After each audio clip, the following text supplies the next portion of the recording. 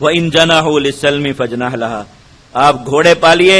آپ تیر اندازی کی مشق کیجیے، آپ کا دشمن صلح کی پیشکش کرنے پر مجبور ہوگا، اللہ کا وعدہ ہے، تو اللہ نے فرمایا اگر وہ مجبور ہو کر صلح کی پیشکش کر دے فَاجْنَحْ لَهَا، تو اس کی پیشکش کو قبول کر لیجیے، وَتَوَکَّلْ عَلَى اللَّهِ، اور اللہ پر بھروسہ کیجیے، اللہ تعالیٰ سننے والے جاننے والے ہیں۔ وَإِن يُرِيدُوا أَن يَخْدَعُوكَ، اور اگر یہ آپ کو دھوکہ دینا چاہیں صلح کی بھیس میں تب بھی آپ قبول کر لیجیے، اللہ آپ کو کافی ہے، فَإِنَّ حَسْبَكَ اللَّهُ، اللہ ان کے دھوکے سے آپ کو بچا لے گا۔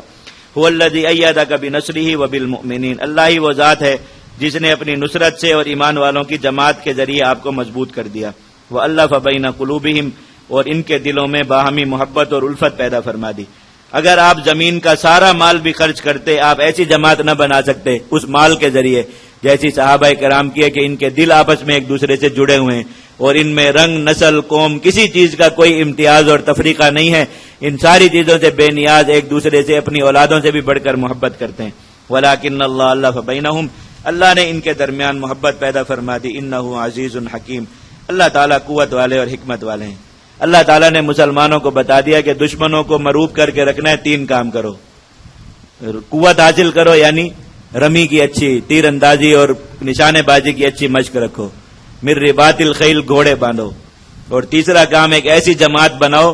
جس جماعت کی باہمی الفت اور محبت ایمان اور جہاد کی بنیاد پر ہو،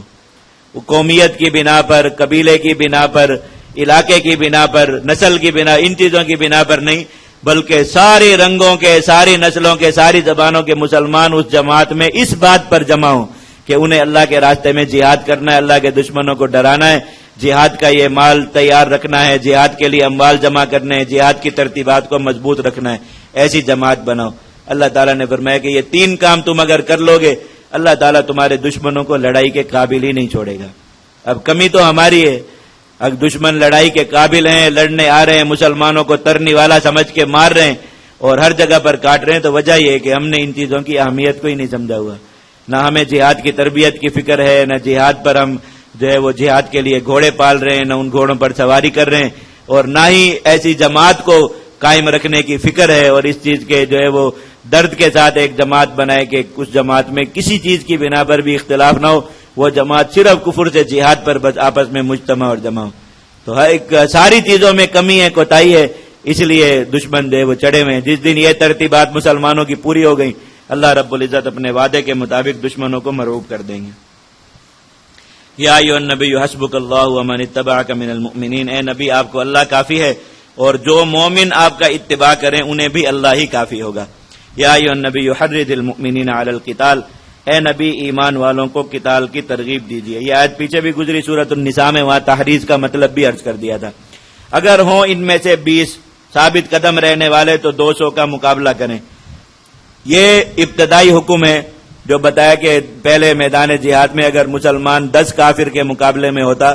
تو اس کو اپنی چھاونی کی طرف لوٹ کر جانے، تعداد بڑھانے کی نیت سے جانے کی بھی اجازت نہیں تھی، بلکہ یہی تھا کہ وہ لڑیں، اور اللہ کی طرف سے وعدہ تھا کہ یغلبوا مئتین، وہ غالب بھی آئیں گے 200 پر۔ لیکن بعد میں کمزوری ہو گئی، اللہ رب العزت نے حکم میں تخفیف فرما دی، اور اگر تم میں سے 100 ہوں تو 1000 کا مقابلہ کریں کفار میں سے، اس لیے کہ کافر لا علم لوگ ہیں۔ الآن خفف اللہ عنکم، اب اللہ نے آسانی کر دی تم پر، بوجھ ہلکا کر دیا۔ وعلم ان فیکم ضعفا، اور جان لیا کہ تم میں کچھ کمزوری آ چکی۔ بس اب حکم یہ ہے کہ اگر تم میں سے 100 ہوں ثابت قدم رہنے والے تو 200 کے مقابل رکیں، ڈٹیں، اور اللہ انہیں غلبہ دے، اور اگر تم میں سے 1000 ہوں تو 2000 کے مقابل میدان میں رکیں، یعنی پھر ان کے لیے لوٹ جانا پیچھے جائز نہیں۔ اگر اس سے کم ہو تو حملہ کریں واپس لوٹیں، حملہ کریں واپس لوٹیں، حملہ کریں واپس لوٹیں، اس ترتیب سے لڑائی کریں، میدان میں ثبات کے ساتھ ٹھہرنا فرض نہیں۔ واللہ مع الصابرین، اللہ تعالیٰ ثابت قدم رہنے والوں کے ساتھ ہے۔ اس کا یہ مطلب ہرگز نہیں ہے کہ کافر اگر دگنے سے زیادہ ہوں تو لڑائی نہیں ہے، بلکہ لڑائی کی ترتیب اللہ رب العزت نے تبدیل فرمائی، جہاد ہر حال میں ہے۔